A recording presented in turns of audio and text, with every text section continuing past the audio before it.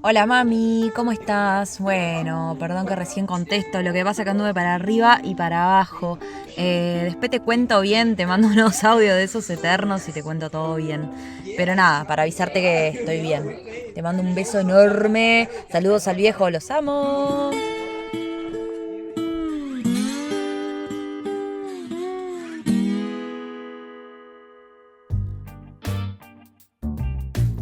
Hola, hola, bienvenidos y bienvenidas a un nuevo episodio de Mamá, estoy bien.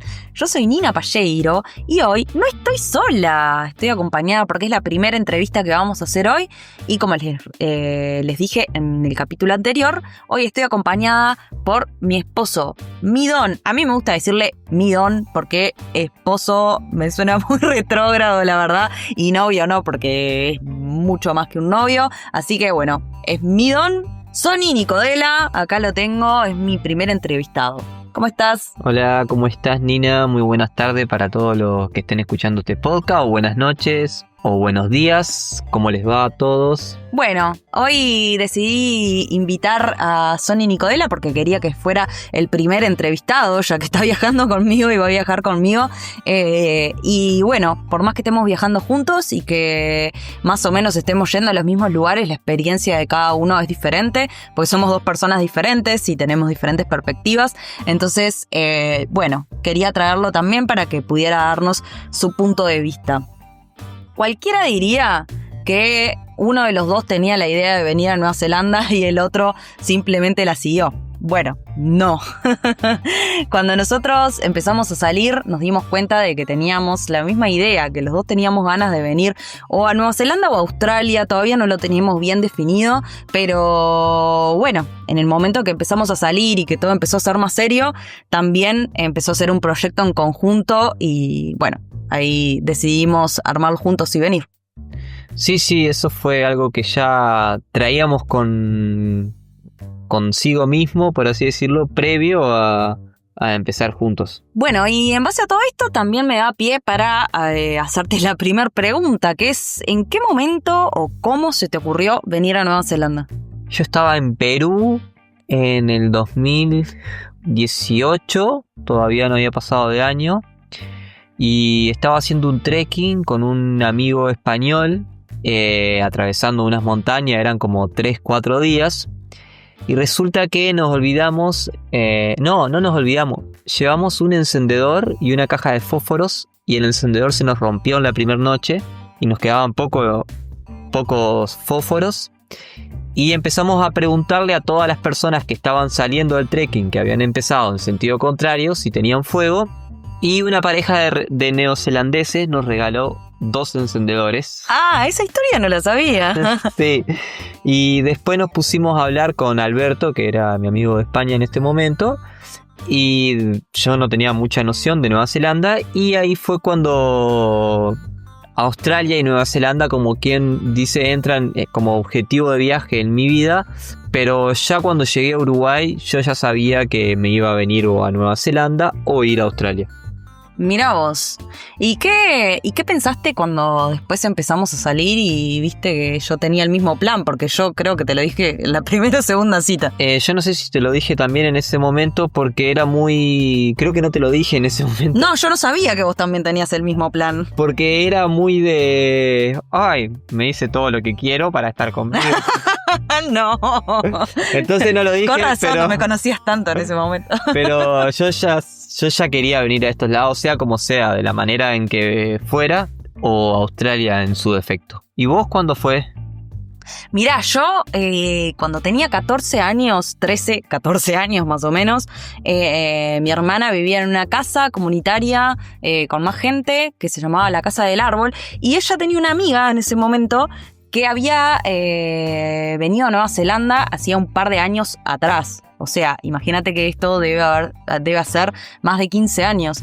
Y ella había venido a Nueva Zelanda y ahí se me abrió la cabeza de decir, ¿qué? Del otro lado del mundo se puede hacer esto. Y ahí se me metió en la cabeza y dije, en algún momento de mi vida lo voy a hacer. Pero bueno, viniendo un poquito más como a lo concreto de toda la situación, ¿no? Porque en ese momento lo pensamos, dirigimos todas nuestras energías y nuestra forma de vida a ahorrar para poder venir y todo, pero el momento más de concreción, digamos, fue cuando empezamos a ver para postular y cuando fue el día de la postulación, ¿no? ¿Cómo lo viviste eso? Bueno, en realidad yo soy bastante desorganizado para ese tipo de cosas. La burocracia, por más que en mi profesión en Uruguay me implique realizar un montón de burocracia, es algo que me genera repudio. Sony es profesor de física. Claro. En secundaria, sí. Ahora, sí. Claro. La burocracia me genera repudio y no me gusta hacerlo.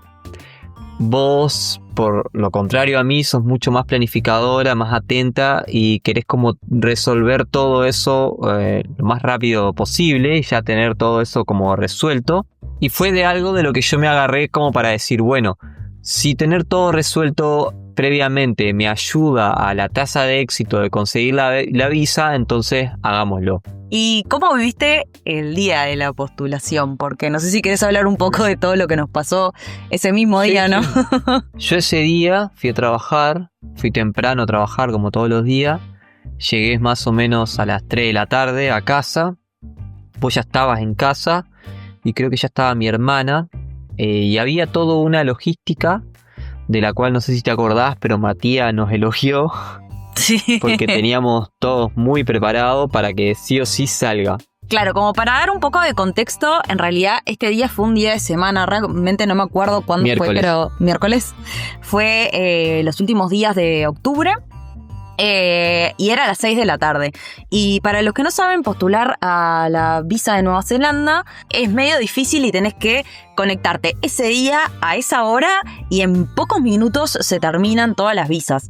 Después suceden cosas como las que nos sucedieron a nosotros, de lo que vamos a hablar ahora, que hace que puedas entrar más tarde o que puedas conseguirla más tarde, pero realmente las visas se van ese día en minutos y en horas las que tienen algún tipo de error o lo que sea. También ese día vino gente a darnos una mano, amigos nuestros, estuvieron mis compañeros de trabajo, mis amigos, también vinieron familiares de Sony que estuvieron dando una mano a intentar sacar y postular a esta visa.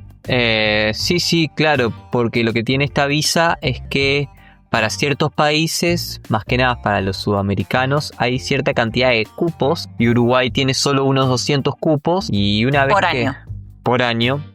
Y una vez que abre la visa, en 5 o 10 minutos ya se ocuparon todos los cupos. Al menos que distintos errores vayan llevando para atrás a la gente y que te habiliten ocupar el cupo de alguien que no pudo concretar la visa.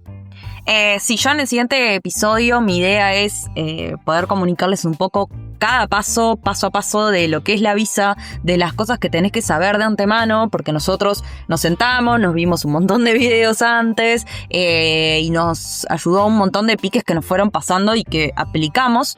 Que es de lo que voy a hablar en el próximo capítulo, y también nos estudiamos todo el formulario para saber qué poner, qué es lo que va después y todo, para poder hacerlo lo más rápido posible, ¿no?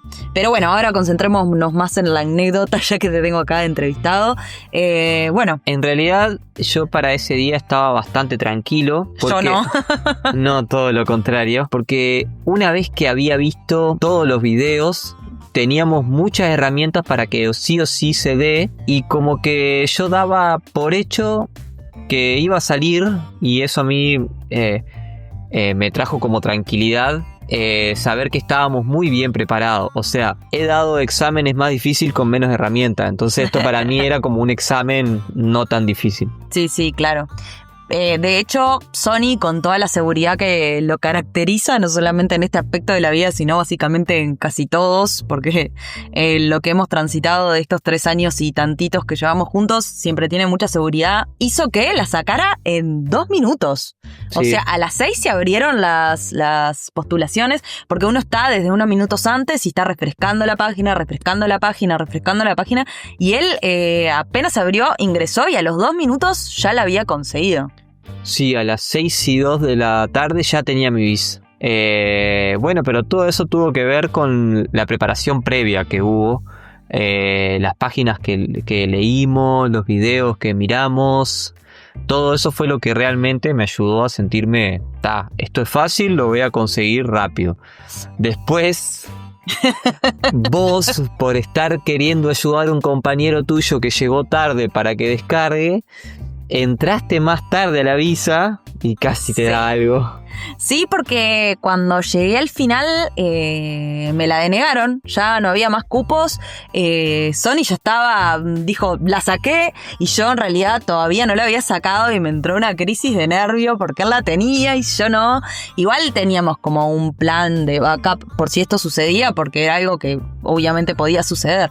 Pero nada, yo entré en un estado de nervios, intentamos una vez, intentamos otra vez, intentamos otra vez. Ya habían pasado como 20 minutos que estábamos intentando, y por allá Lore, que estaba ayudándome, tu amiga Lore, mi amiga Lorena, vos sí, te quiero muchísimo, gracias. Bueno, logra entrar, y en el momento que logra entrar, yo ya estaba en un estado de nervios total, gracias a todos los que me acompañaron, que me soportaron. De hecho, cuando todo pasó, le pedí disculpas a todos porque entré realmente en una crisis de nervios. Ella entró y puso mi tarjeta, porque uno, una vez que ingresa, paga la tarjeta, y una vez que la paga, obtiene la visa. Puso mi tarjeta y se la denegó, porque como era una compra del extranjero, se la denegaron. Yo ya había llamado 35.000 veces. Es Santander, es una poronga, no la usen si van a sacar la visa, porque llamé 35.000 veces antes para avisar que iba a hacer esto, y en el momento me la denegaron. Por suerte, Sony tenía Brow, y bueno, con la Brow sí lo pudimos hacer. Él había comprado su visa con la Brow y pudimos en ese momento poner su tarjeta, y también ingresó mi visa, y ahí pudimos comprarla. Y bueno. Y después de eso celebramos. Prendimos un fuego y comimos carne. Y comimos asado, sí. Y eso, yo le pedí disculpas a todos, porque la verdad que ni yo me conocía en ese estado de nervios. Es como tener un sueño, o sea, algo que siempre soñaste hacer a la punta de los dedos y sentir como que se te resbala, pero no. ¡Lo agarré! Y bueno, pasando un poco esto, una vez que tuvimos la visa, una vez que ya teníamos todo, nosotros aplicamos en octubre de 2024, y en marzo de 2025 aterrizamos acá en Nueva Zelanda. ¿Cuál fue tu primera impresión al llegar? Ya desde el avión, ya cuando estás aterrizando en Nueva Zelanda, lo que me pareció, ya desde ahí lo que se ve es que manejan por el lado izquierdo. Y eso fue la primera impresión que me dio Nueva Zelanda, porque es lo primero que pude ver una ruta, los autos iluminados y que se movían en el sentido contrario a lo que normalmente yo estoy acostumbrado allá en Uruguay. Bueno, en el capítulo anterior, porque tenemos una sección en Mamá Estoy Bien, que es sobre cosas random, y en el capítulo anterior yo comentaba un poco de esto, de que iban por el lado izquierdo. ¿Qué tal eso? ¿Cómo te interpeló? Pensé que me iba a llevar más difícil. Por suerte acá en Nueva Zelanda, como maneja por el lado izquierdo, al igual que Japón, reciben muchos autos de Japón, y Japón, como está 30 años más adelantado que Uruguay, los autos automáticos ya son, es como cosa común, es que el auto sea automático, y rara vez te encontrás con un auto manual. Que sea automático facilitó todo, y bueno, y alguna que otra vez me habré metido contramano. Ay, sí, no te lo voy a negar. Pero bueno, la zafamos bien. Sí, no pasó nada. Bueno, y esta fue la impresión que tuviste mismo desde el avión, ¿no? Pero una vez que llegaste, todo el tema de inmigración y todo eso, ¿cómo lo viviste? ¿Te puso nervioso? ¿Fue difícil? Yo ya sé, pero para que explayes un poco. No, en realidad, más que nervioso, estaba ansioso, pero como te digo, mi profesión me lleva a ser burocrático, quiera o no, entonces ya tengo como asumido los pasos y la paciencia que hay que tenerle a la burocracia. Y lo hice todo correcto de una y pude pasar de una. Me acuerdo que agarramos vos no querías llenar un papel que te exigen para entrar. porque no sabía que me lo exigían en ese momento. Y yo por la duda lo llené, bueno, tuvimos que volver atrás, Nina tuvo que hacer su papel y ahí sí nos dejaron entrar a Nueva Zelanda. Claro, voy a hacer una aclaración acá. Una vez que entras, vos tenés que llenar el papel de declaración de las cosas que llevas arriba. Como por ejemplo, si llevas algo orgánico, madera o cigarros, tenés que hacer esa declaración. Como yo no llevaba ninguna de esas cosas, pensé que no era necesario hacer la declaración, pero al parecer sí. Por más que no llevaras nada, lo tenés que hacer igual y poner que bueno, que no. Sí, claro. Yo ya en Chile incluso también lo había hecho, porque nosotros antes de venir a Nueva Zelanda estuvimos una semana en Chile y en Chile lo hice y no me preguntaron ni hay. Pero por las dudas yo siempre prefiero hacerlo a no hacerlo. Y bueno, y una vez que entramos a Nueva Zelanda, fue como el primer contacto con el inglés que tuve neozelandés y que aún así yo me tenía menos fe.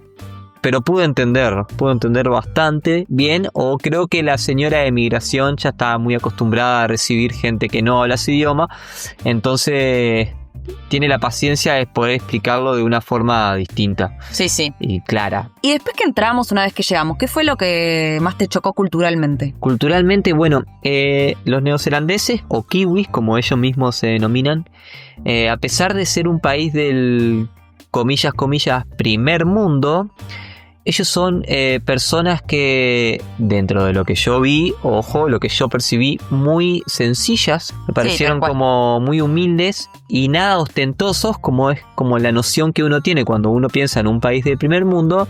En lo primero que piensa en ostentosidad, mostrarse con ropa más cara y esto. Pero no, nada que ver. Me llamó la atención como la simpleza con la que viven. Nosotros no estuvimos en Auckland, que es como la gran ciudad de Nueva Zelanda, y nos vinimos de una a Tauranga. Y algo que pude ver en Tauranga es ver la gente muy simple, cómo se viste, y muchos niños caminando descalzos. Por todos lados. Y adultos kiwis también, adultos kiwis también. Sí, y no es que caminan descalzos, bueno, sí, en la playa, pero caminan descalzos en las veredas, van al supermercado descalzos, o en pijamas, de hecho. Claro, y ahí creo que hay otro punto cultural, que eso sí ya me lo imaginaba, es que está todo muy limpio. Todo muy limpio, vos no encontrás mugre en ningún lado, no ves vidrio, no ves latas de nada rota, nada. Entonces creo yo que eso es lo que le permite la soltura de dejar a sus niños caminar descalzo por todos lados. Sí, total. Y bueno, ahora moviéndonos un poco de lo cultural, ¿cómo te llevas con el idioma inglés? ¿Cómo era cuando recién llegaste? ¿Cómo es tu inglés ahora? ¿Cómo fue estar en un país que hablan un idioma completamente diferente? Porque estuviste en Brasil, que aprendiste portugués y que hablan un idioma diferente, pero bueno, digamos que el portugués es un poco más parecido al español en cierta forma, pero el inglés es algo completamente diferente. ¿Cómo lo viviste? Bueno, en realidad todavía me estoy adaptando a eso. Yo llegué con un inglés, o sea, mi oído estaba afinado, por así decirlo, a un inglés más yankee, de tantas películas y esto. Y acá las palabras, aunque se escriban igual, se pronuncian distinto. Es como una fonética diferente ante misma palabra. Eso me tomó completamente por sorpresa, aunque yo ya sabía que pasaba esto, no lo había, por así decirlo, dimensionado del todo. Me sorprendió bastante, pero pude de a poco ir aprendiendo cosas para entender mejor o no. Todavía siento que me falta mucho por aprender, me falta un montón por aprender. Creo yo que al estar compartiendo con muchos latinos no entreno tanto el inglés como yo quisiera, pero tiene que ver con un tema de ansiedad mío, de querer aprender ya, de querer saber ya, de poder comunicarme ya. Pero tengo la intuición de si creo que entiendo algo, voy por ahí. Sí. Si yo creo que me están hablando de eso, sigo de largo y bueno, después me corregirán o no. Sí. Ya me pasó que eso me pasó en Brasil. Yo cuando creía que entendía, iba por ahí, no dudaba, y eso hace que sea como más fácil y más llevadero. El 80% de las veces es lo que vos pensabas y el otro 20% no. Sí, tal cual. Y bueno, y el vocabulario, me falta adquirir mucho más vocabulario. Y la diferencia entre el inglés y el portugués es que portugués y español, vos las oraciones las armás prácticamente iguales, y el inglés no. Y el inglés es como más simplificado en algunos aspectos, y tiene ciertas herramientas que te llevan mucho más fácil a un significado. Pero todo esto es aprendizaje y todavía estoy aprendiendo, y yo no creo que con este año viviendo en Nueva Zelanda me dé para poder hablar el inglés que a mí me gustaría. Sí. Pero bueno, adquiriste un montón de palabras y se nota que tu inglés es mucho mejor desde que llegaste hasta ahora, ¿no? De hecho, muchas personas lo han dicho. Y otra cosa que hizo Sony, que no sé si querés hablar de eso, pero siento que también te ayudó un montón, fue que te leíste un libro entero en inglés, ¿no? Sí, eso me dio mucho vocabulario, y me ayudó como a normalizar ciertas expresiones y a entender más la forma en la que ellos hablan y arman las oraciones. Obviamente este libro lo leís con Google Translate al lado mío. Bueno, pero uno va guardando información y va guardando nuevas palabras bajo el brazo. Sí, digamos, ¿no? Y eso estuvo bueno porque por allá aprendía una palabra nueva y decía, bueno, no puedo esperar a usarla en alguna situación de la vida. Y después la usaba en alguna situación de la vida y me quedaba como esperando a ver si se había entendido la idea o si me iban a corregir que estaba mal, y no, por lo general siempre me funcionaba. Claro, sí. Cabe destacar también que nosotros vivimos en un lugar donde es un camping para backpackers, o sea, para viajeros. Ahí estamos trabajando en las orchas de kiwi, o sea, en los campos plantados de kiwi. Y no hay ninguno de los que viven ahí que hablen inglés oficialmente. Vivimos con argentinos, franceses, alemanes. Entonces, hay algunos que tienen un mejor inglés que otros. Pero la realidad es que hay veces que ninguno sabe cómo decir tal cosa que queremos decir porque, nada, no es nuestro idioma nativo de ninguno de los que vivimos ahí. Pero bueno, la verdad que la estamos llevando bastante bien, ¿o no? Sí, nos comunicamos. A la que te criaste, nos comunicamos. Sí. Porque lo que tiene esto que, aunque nos equivoquemos, nos damos a entender. Y como, por ejemplo, con los que más hablamos son franceses, ellos también arman las oraciones como nosotros, y muchas veces las palabras en francés y en español son similares con distinta fonética y pronunciación, pero es la misma palabra. Entonces, ellos agarran una palabra de francés, la dicen en inglés, y nosotros la entendemos porque entendemos la fonética de esa palabra en inglés, que es igual que en español.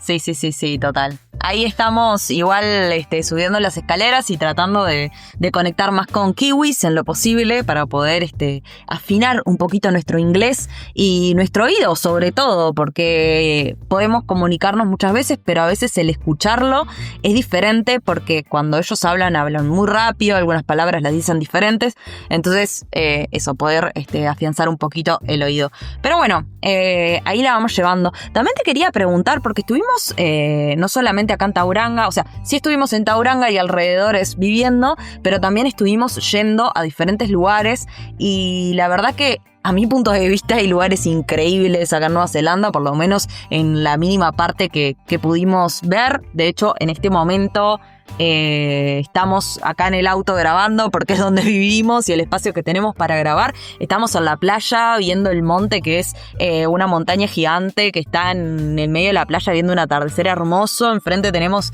islas. Bueno, eso, acá el lugar donde vas hay cosas increíbles en Nueva Zelanda. Y quería preguntarte, ¿cuál fue el lugar que más te voló la cabeza?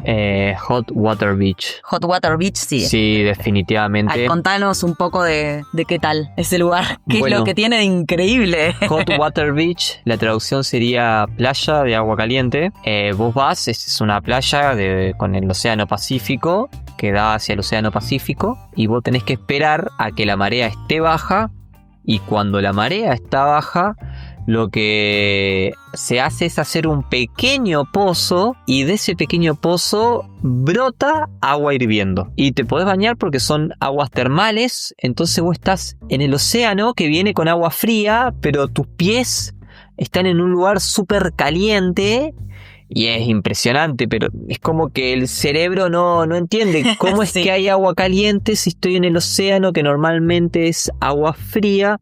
Y aparte la vista es muy linda, hay unos barrancos muy hermosos, hay unas islas enfrente que se ven muy lindas, el agua tiene un color precioso. Eso de la playa es como que tus pies hierven y viene una ola y te moja hasta la rodilla fría, pero vos tenés los pies hirviendo, entonces como que ¡wow! De hecho, también te dicen que tengas cuidado porque vos haces un pozo y el agua puede estar hasta 63 grados. Por eso está bueno que vos lo hagas cerca de donde llega la ola del mar, digamos, para que puedas mezclar un poco de agua caliente y agua fría y te puedas hacer, digamos, como un jacuzzi natural, que es donde a lo que va la gente, porque es una cosa increíble. Nueva Zelanda, por lo menos en la isla norte, es recontra volcánico. Entonces, la lava está muy cerca de la superficie. Entonces, esta lava está muy cerca de agua que está debajo de la tierra. Entonces, esta es la agua que resurge justamente cuando la marea está baja. Y ahora tenemos una pregunta para darle un poquito de color, un poquito de gracia a todo esto. ¿Te gustan las preguntas de qué preferís? Más o menos, soy bastante indeciso para decir algo. Bueno, depende. ¿Qué preferís? ¿Un año en Nueva Zelanda, pero sin, o sea, un año más, además del que ya tenés, un año más en Nueva Zelanda, pero sin poder comer asado en todo ese año? ¿O un año en Uruguay comiendo asado todos los días? Un año en Nueva Zelanda. Definitivamente, yo en Uruguay no comía asado todos los días, pero comía asado seguido. Acá en Nueva Zelanda llevo casi 6 meses, 5 meses, y he comido solo una vez asado. O sea que puedo seguir 5 o 6 meses más sin comer asado sin problema ninguno. Y elijo estar acá hoy. ¿Y qué preferís? ¿Un año más en Nueva Zelanda o asado libre para siempre? ¿Cómo asado libre para siempre? O sea, que puedas elegir comer asado cuando vos quieras de acá hasta que te mueras. Un año más en Nueva Zelanda. Bueno. Si alguien quisiera postular a la visa, ¿qué consejo le darías? Que escuchen tu siguiente capítulo del podcast, donde vas a dar toda la información que necesitan, que se preparen burocráticamente para lo que se viene. Sí, qué momento. Y para mí algo fundamental acá en Nueva Zelanda es la libreta de conducir. Tener libreta de conducir es importante porque el transporte público, a lo que todo el mundo tiene auto, no es tan efectivo, no tiene tanta frecuencia. Entonces, para poder llegar a un lugar tenés que esperar mucho rato y a veces vas a quedar horas varado. Me dijeron que en Auckland es mejor el transporte público y funciona mejor, pero fuera de Auckland dependés de un auto. Y además, otra de las cosas es que los autos son muy baratos también, ¿no? O sea, es súper accesible tener un auto promedio, más o menos, trabajando 2 semanas, te compras un auto seguro. Sí, un auto muy, muy barato con 2 semanas de trabajo, pero en un mes tenés un auto bien. Claro, nosotros lo hicimos en 2 semanas porque pusimos la mitad cada uno. Pero en un mes, sí. Sí, lo que pasa es que lo compramos con los ahorros que ya teníamos, porque en realidad, como decía Sony también, el transporte público no es tan bueno. Entonces, lo que tuvimos que hacer primero que nada, una vez sacado el IRD y todas las cosas burocráticas, fue comprarnos el auto, porque realmente hasta para ir al supermercado era una tranza, porque en realidad el supermercado nos quedaba 20 cuadras, que bueno, un par de veces lo hicimos, pero era muy difícil. Y bueno, la Pack House, de hecho, nos quedaba en el medio de la nada, literal. Si no teníamos un auto, era muy difícil poder manejarnos. Imposible llegar. Sí, así que, bueno, datazo, si estás pensando venir a Nueva Zelanda, sacate la libreta antes de venir. Si te parece que es algo muy difícil, te digo, es facilísimo. Yo también pensaba que iba a ser muy difícil manejar, y una vez que agarré un auto dije, pero es esto. Y mucho más que acá los autos son automáticos y eso te hace la vida muchísimo más fácil, ¿no? No, sí, tan así que nosotros ahora vivimos en nuestro auto. Compramos otro auto, una van. Acá vos podés vivir en cualquier auto, pero para poder quedarte en ciertos lugares hay un sticker que se pone en la parte de atrás del auto que se llama Self-Container. Hay ciertas tips, digamos, que tenés que cumplir para que tu auto tenga el sticker de Self-Container, que una de las cosas es que tengas inodoro, otra de las cosas es que tengas una canilla que logre sacar agua limpia y un lugar donde depositar las aguas grises, entre otras cosas, pero más o menos eso. Y además también porque al principio, cuando nos mudamos a este camping en donde estamos ahora, que es donde trabajamos en el campo, vivíamos en el Subaru, que si le tirábamos los asientos de atrás para abajo, estábamos muy incómodos, nos quedaba muy chico, teníamos un colchón inflable y la verdad que era insostenible estar los dos metidos ahí adentro. Y hoy en día en la van estamos súper cómodos. No, sí. hace la diferencia. Tenemos un buen colchón, dormimos bien, hay más espacio. Incluso ahora, como tenemos los 2 autos, podemos repartir un poco de cosas en la van y un poco de cosas en el auto. Y sí, cambia bastante poder tener un lugar donde dormir muy cómodamente. Y a su vez, una de las cosas caras que tiene Nueva Zelanda es el alquiler, que también es semanal. Todo es semanal acá y el alquiler es de los más caros que hay acá. Sí, igual de todas formas hoy tenemos los 2 autos, pero la idea sigue siendo vender el Subaru. Lo que pasa que, bueno, justo acaba de pasar el invierno y es un momento en donde no viene tanta gente y no estamos en la mejor temporada para hacerlo, por eso seguimos teniendo los 2, pero bueno, la idea es quedarnos con la van, que la verdad es que si querés hablamos un poquito de eso porque yo la amo. Es como estar cumpliendo el sueño del pibe, poder manejar, tener tu casa arriba. Así que nos podemos ir a donde sea. Sí, viene muy bien equipada esta van. Tiene también un inverter, que es lo que transforma la corriente continua en corriente alterna, y por eso podemos poner nuestras cosas a cargar y usar lo que querramos. Y bueno, y también es súper espaciosa para ir sentados adelante, y eso ahora en este momento estamos grabando este capítulo en la van. La van, precisamente, claro.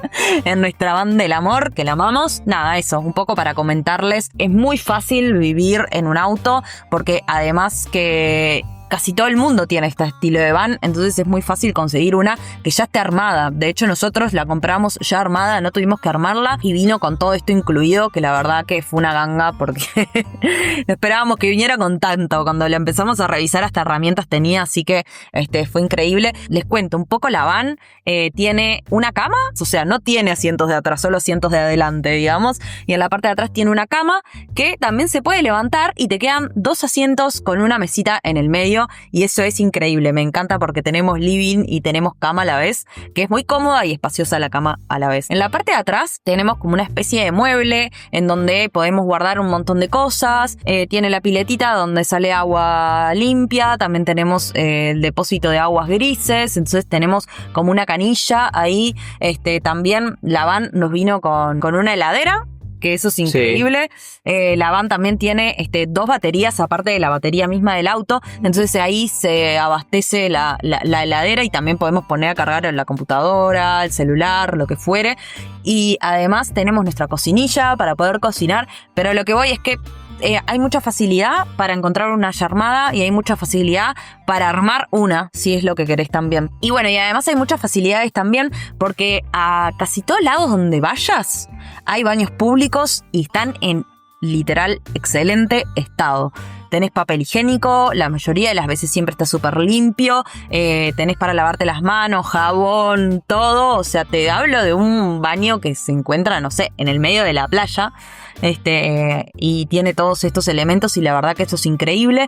También hay lugares en donde podés cocinar. Si no querés sacar tu cocinilla, que son muy baratas también para cocinar, y querés cocinar en estas planchas, son como unas planchas que hay en los parques. Así como te digo que en Uruguay hay churrasqueras en los parques, acá hay como una especie de barbacoa, pero son planchas eléctricas en donde podés hacer hamburguesas, lo que sea. Y al lado siempre tenés una canilla para lavar los platos, hay parques hermosos en donde te podés quedar. Así que nada, es increíble y es mucho más fácil vivir en un auto. Por lo menos desde nuestra perspectiva. Sí.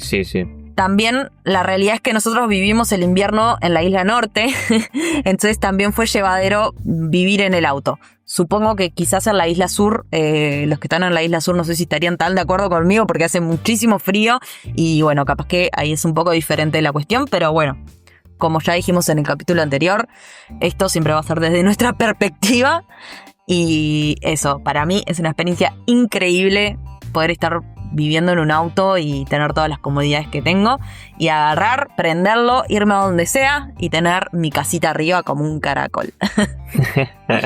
Bueno, y algo que quería comentar contigo y que en realidad me gustaría comentar con la mayoría de las personas que entreviste, que bueno, que la idea es que sean viajeros, es algo que estuve hablando en el primer capítulo que trata sobre la perspectiva que yo tengo sobre el viaje, que para mí, que hago viajes de tantos años y que también trabajo en ellos y que también es una búsqueda personal más allá de ver los paisajitos, ¿no? Eso de elegir el viaje como un modo de vida. Para bajarlo un poco a tierra, en realidad la pregunta que te hago es: ¿cuál es la diferencia que vos ves para vos en tu vida, en tu viaje, entre la forma en la que viajas vos y viajar como turista, por ejemplo? Bueno, yo creo que cuando una persona viaja de esta manera, lo que hace es empaparse mucho más de la cultura del país, ya que convive con la gente del país, asimila la idiosincrasia del país, cómo se mueve el país, la forma en la que actúan las personas normal y a la vez como uno trabaja está igual a la gente que vive en el país. En cambio, cuando uno va de turista, por ejemplo, lo que yo veo, el consumo del país es más rápido, uno ve cosas como más acotadas y más concretas y más preparadas para el turismo. Cuando uno viaja de esta manera, no siempre va a lugares turísticos, se mueve en diferentes lugares también. Y yo creo que para mí el viaje yo no lo entendí más bien como un estilo de vida, como que elijo vivir de esta manera, sino para mí siempre fue como una forma de cultivarme a mí mismo, el poder viajar y ver otras culturas, ver otro tipo de gastronomía, aprender de historia del lugar, aprender de geografía del lugar. Fue más bien como ir a una universidad sin fronteras. Sí, ¿y qué pensás de las personas que te dicen, por ejemplo, tu vida está de más porque siempre andas ahí y volviendo por la vida? No, es como pobre. Ojalá ellos pudieran hacer lo mismo. Que en realidad pueden, no se animan. Es cuestión de animarse. Sí, total. El tema es como dice esto de no hay que no tener miedo, sino que hay que hacerlo con miedo, ¿no? Igual yo creo que eso en realidad es un poco lo que hacemos todo el tiempo en la vida. Lo que pasa que creo que quizás viajar, bueno, capaz hoy en día un poco más está en algo más socialmente aceptado, digamos, ¿no? Pero en realidad tenés que tener bruto coraje también para hacer una carrera, por ejemplo, y estar un montón de tiempo de tu vida dedicándote a eso, o tener hijos, o sea, digo, la gente hace cosas que también es de valientes. O sea, nosotros hacemos algo diferente, pero también, o sea, tenés que tener valentía para todas las cosas que haces en la vida, creo yo. Sí, no, obvio. Lo que pasa que a veces no te sentís tan valiente cuando es lo que todo el mundo hace y lo que dicen que tenés que hacer. Como que no dimensionás la valentía que eso implica y que eso lleva a tomar esa decisión que va a cambiar drásticamente tu vida. El nivel de valentía que precisás como para viajar es el mismo nivel de valentía o menos, incluso te digo, que para tener un hijo, ¿no? O sea, o para hacer una carrera o para tirarte al agua en X emprendimiento. No, sí, claro, igual, como todo esto está como impuesto y normalizado, nacer, crecer, estudiar, tener hijos, comprarte una casa, muchas veces la gente no dimensiona el esfuerzo y el sacrificio que eso mismo conlleva, que es más o menos igual que ponerse a viajar por el mundo. Todo tiene esfuerzo, sacrificio y viene cargado de valor. Sí, tal cual. Y yo creo que el miedo también está en enfrentarte a lo desconocido también, ¿no?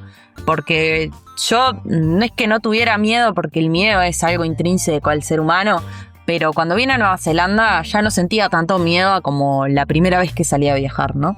Que me acuerdo que la primera vez que salí a viajar me llevé una mochila enorme con todo, jabón, corta uñas, encendedor, como si en el otro país no existiera nada de lo que yo estuviera llevando, ¿no? O sea, es como que te tirás a lo desconocido y no sabes con qué te vas a encontrar. Y una vez que salís decís, sigue siendo el mundo, ¿no? O sea, sí es diferente a donde yo vivía, pero siguen siendo personas, siguen siendo, o sea, nada, no es otro planeta, ¿no?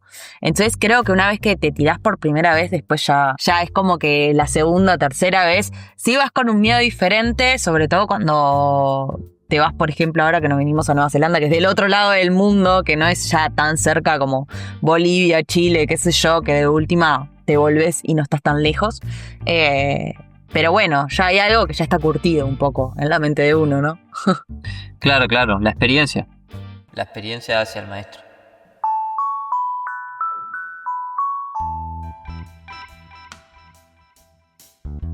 Y bueno, ahora vamos a inaugurar una nueva sección, que esta sección va a estar en los capítulos entrevistas, así que lo vamos a inaugurar contigo.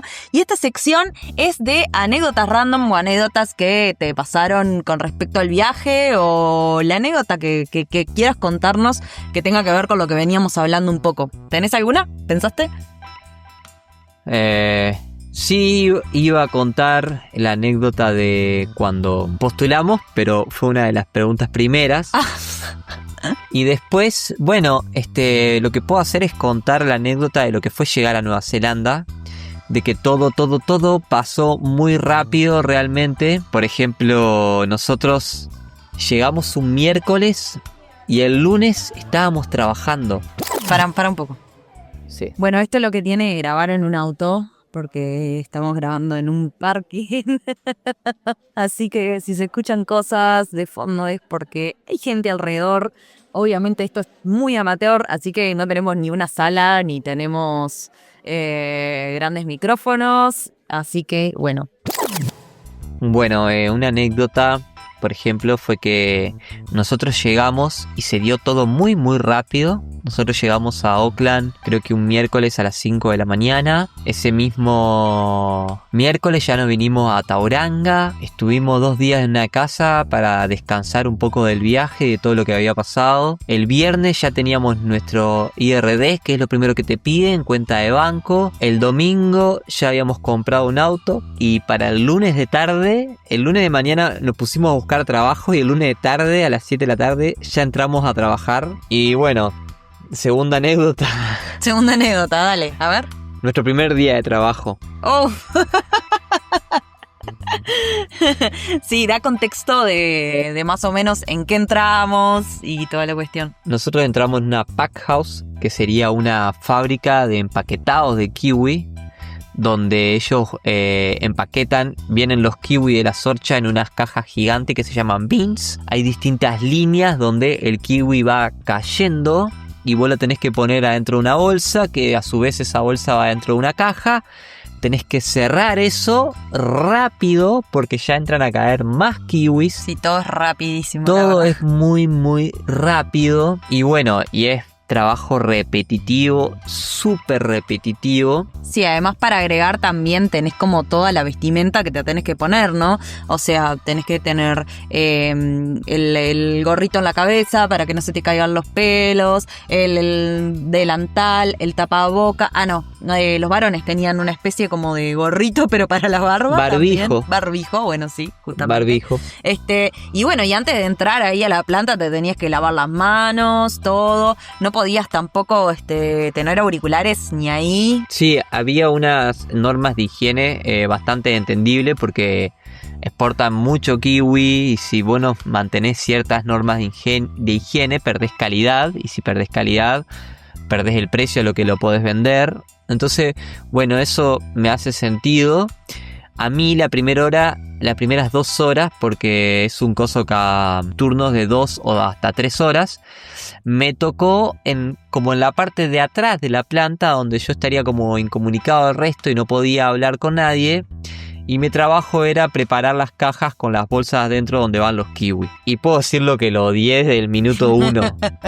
Del minuto 1 odié ese trabajo y lo seguí odiando durante los siguientes 2 meses y medio que trabajamos ahí. Por suerte ahora ya estamos más metidos en el rubro de las orchards, que nos toca trabajar más al aire libre, y me siento mucho más a gusto trabajando de esta manera. Sí, total, la verdad que fue tremenda tortura trabajar ahí, porque aparte no podías tener auriculares, trabajábamos, ¿cuánto eran? ¿Como 11 horas? 11 horas, entrábamos a las 7 y salíamos a las 6.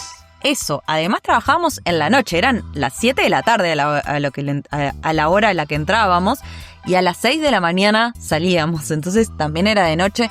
Era muy tortuoso porque era súper repetitivo y también había como un régimen muy estricto que si vos medio hablabas un poco con tu compañero, también estaba todo mal. Si te encontraban riéndote, te cambiaban de lugar para que no estuvieras comunicándote. Fue la verdad uno de los trabajos más tortuosos, si no fue el trabajo más tortuoso que tuvimos. ¿Acá en Nueva Zelanda? Sí, claro. Para mí, no solamente fue el trabajo más tortuoso de Nueva Zelanda, sino el más tortuoso de toda mi vida, porque no soporto nunca más trabajar en una fábrica, la verdad que fue muy tremendo. Y ahora estamos trabajando más en el campo, y si bien es más forzoso físicamente, lo prefiero 30.000 veces porque estás al aire libre, podés estar en la tuya, podés escuchar auriculares, lo que sea, y es mucho más dinámico, mucho más con el cuerpo y es mucho más divertido, ¿no? Sí, no, poder escuchar música con los auriculares, la verdad que... O podcast. que es un alivio porque vos elegís que escuchar. Acá en esta fábrica había un super parlante y ponían la misma música para todos, y encima se escuchaba mal. Sí, total. No es que disfrutabas la música, no, se escuchaba muy mal. Bueno, ¿querés contar la otra anécdota que me dijiste? Bueno, sí, me gustaría contarte la otra anécdota que me sorprendió mucho. Fue cuando decidimos ir a Rotorua. Rotorua está bien debajo de una parte como media volcánica. Cuando estábamos llegando a la ciudad pensamos que había un incendio, pero no. Es que ahí está largando vapor constantemente de las alcantarillas y eso es muy loco. Hay un olor Sí. a huevo podrido o azufre, pero... O sea, azufre que parece huevo podrido. Tal cual. Mirá, yo soy de un pueblo, Juan Lacase, donde hay una fábrica de papel, ahora está cerrada, y olía igual. Pero esto es natural, por lo menos. Y bueno, y Rotorua tiene muchas como hot water pools, que serían piscinas de agua caliente, aguas termales por todos lados. Incluso tiene como un parque donde hay unas aguas termales gratuitas, donde vos te podés bañar o meter tus pies si no te querés meter en esa agua que por ahí no están tan limpias como unas aguas termales pagas. Sí. Aparte también lo que sucede es que los ríos tienen agua en mismo Rotorua, los ríos y las lagunas tienen agua hirviendo, y no lo digo en el sentido figurado, están hirviendo literal, están a 100 grados y están todas rodeadas por cercas para que la gente en realidad no se queme, porque en realidad vos lo ves y está burbujeando, hirviendo realmente. Y en las hot pools estas que menciona Sony, lo que hacen es enfriar el agua, porque están tan calientes que te queman. Entonces lo que hacen para que la gente se pueda bañar es enfriarla y bajarle un poco la temperatura. Esto sucede porque debajo del Rotorua hay como una gran reserva de agua, digamos, que está muy pegada a la lava, porque también es zona volcánica. Entonces está, hirviendo, literal hirviendo. Entonces esa agua emerge justamente a los lagos, las lagunas, y hace que haya vapor en toda la ciudad, porque el agua que corre por la alcantarilla, la laguna que hay en el parque, todo está hirviendo y está tirando vapor todo el tiempo, ¿no? Claro, es que Nueva Zelanda está justo sobre el anillo de fuego del Pacífico y pasa y atraviesa todo Nueva Zelanda. Entonces como muy común que haya termas por todos lados. Y bueno, y así damos por finalizada la sección de anécdotas random. ¿Querías agregar algo más? No. Yo creo que ahí está todo y suerte a todos los que quieran aplicar para venir a Nueva Zelanda, que es un país muy hermoso, lleno de cosas para conocer y muchas oportunidades de trabajo también. Sí. Bueno, y quisieras decirle algo a nuestras familias, nuestros amigos que seguramente son los que van a escuchar los primeros capítulos. Saludo, mamá. Siempre quise decir eso. Igual si me concedes el honor, te voy a estar invitando a futuras entrevistas, porque me parece interesante también que vivimos la misma experiencia porque estamos en el mismo lugar, pero como dije antes, somos dos personas diferentes y nuestras perspectivas son diferentes, entonces me parece interesante poder exhibir el punto de cada uno. Así que estás invitado cuando quieras. Bueno, muchas gracias. Me parece genial poder participar de esto y además voy a estar cerquita. Sí, la verdad que sí. Así damos por finalizado este capítulo, esta entrevista con mi don del amor. Si me quieren seguir, el podcast del Instagram es Mamá Estoy Bien _podcast. Mamá Estoy Bien, todo junto, _podcast. Así que bueno, ahí voy a estar contando las nuevas novedades, valga la redundancia, las novedades de los siguientes capítulos, y voy a estar subiendo imágenes de las cosas random que vamos viviendo y de todo lo que vayamos hablando, para que puedan ir también viajando un poquito con nosotros. Gracias por escucharme y bueno, espero que me sigan acompañando en los siguientes capítulos. Y eso, es un podcast con mucho amor y ténganme paciencia, como les dije antes, porque también estoy aprendiendo a medida que lo voy haciendo. Les mando un beso enorme y bueno, nos estamos viendo, escuchando, sintiendo, viajando. Beso grande, chau chau. Chau. Una muletilla. Sí, muletilla del ojete. Con muletilla está bien. No hice nada. No, pero es que no sos vos. Soy yo. No, me va a dejar.